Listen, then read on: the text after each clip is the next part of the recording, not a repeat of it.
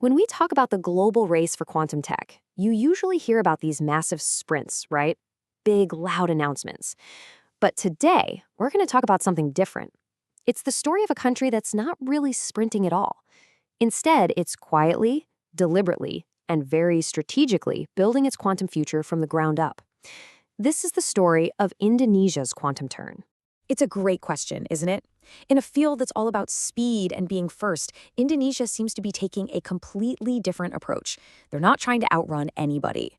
So, how exactly do they plan to win? Well, the answer is simple. They're not running the same race. Instead of chasing headlines, they're laying a solid foundation.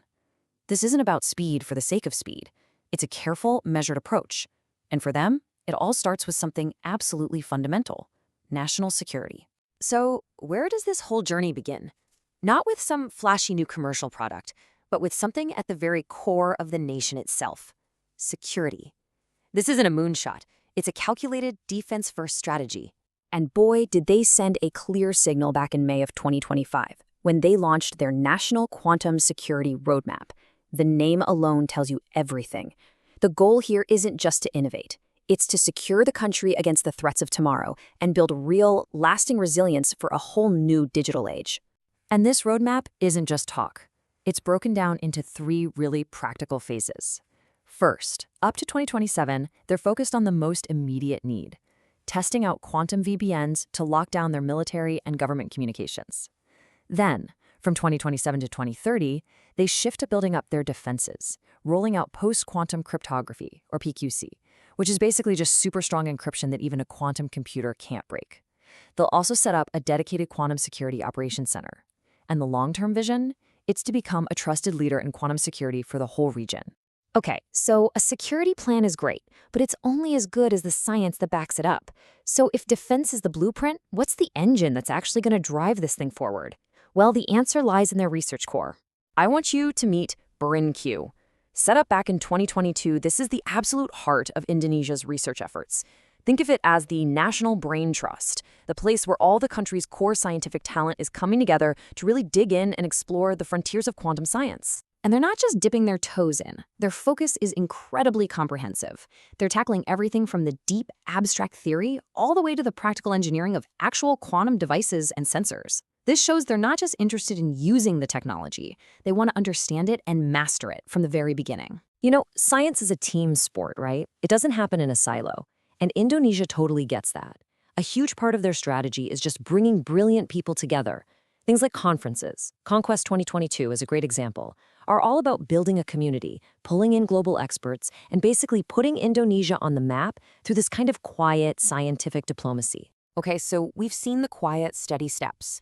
But every now and then, you have to make a big, bold move, a statement. And in 2025, Indonesia sent a signal that was so loud, the entire region had to sit up and take notice. $400 million. Just let that number sink in for a second. This move proves that while their approach might be measured, their ambition is anything but small.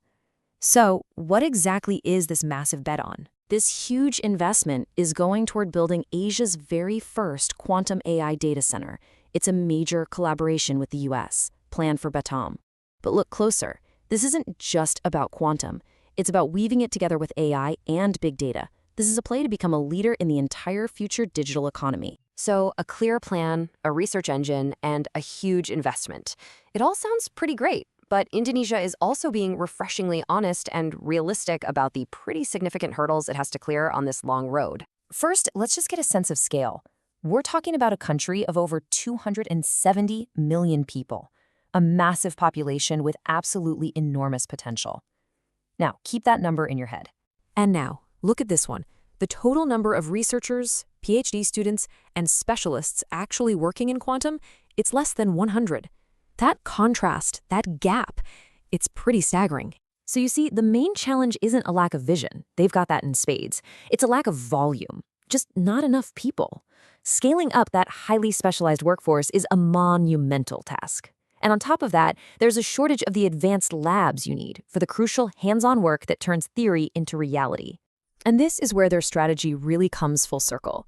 Indonesia knows it can't just snap its fingers and create thousands of experts overnight, so they're not trying to do this alone. International collaboration isn't just a nice to have for them. It is the absolute cornerstone of their plan to bridge these gaps while they build up their own capabilities. So when you put it all together, you can really see the four key pillars of this quiet, smart strategy.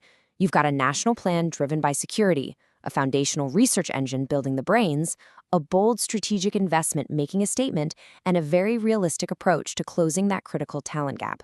Ultimately, I think Indonesia's whole quantum journey is perfectly captured by this philosophy. Not trying to dominate, but to belong. Not to shout, but to build. It's a powerful reminder that maybe, just maybe, the goal isn't always to make the most noise, but to be the one who builds something that's meant to last.